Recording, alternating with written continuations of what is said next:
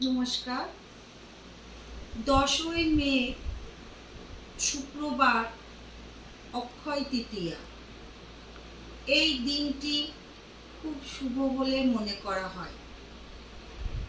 সেই দিন শুক্রবার পড়েছে, আপনারা শুক্রকে ভালো রাখতে হলে সেই দিনটি একদম হাতছাড়া করবেন না। শুক্রবারের দিন একটি মধু শিশি কিনে নিয়ে আসবেন। মধু ভেতরে রাখবেন একটা রূপোর বল। মধুর ভেতরে রূপোর বলটি রেখে দিবেন, দিয়ে ঠাকুরের স্থানে রাখবেন। দক্ষিণ পূর্ব দিকে ওই জিনিসটি রাখবেন। এতে আপনার সংসারে সুখ শান্তি থাকবে।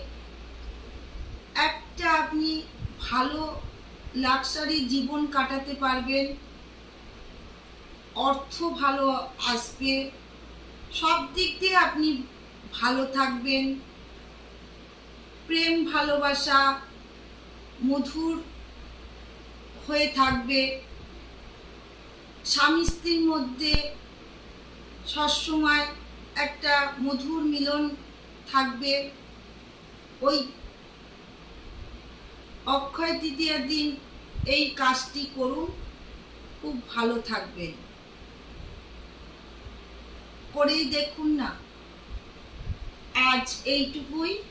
নমস্কার, ভালো থাকবেন, সুস্থ থাকবেন। জয় মা তারা।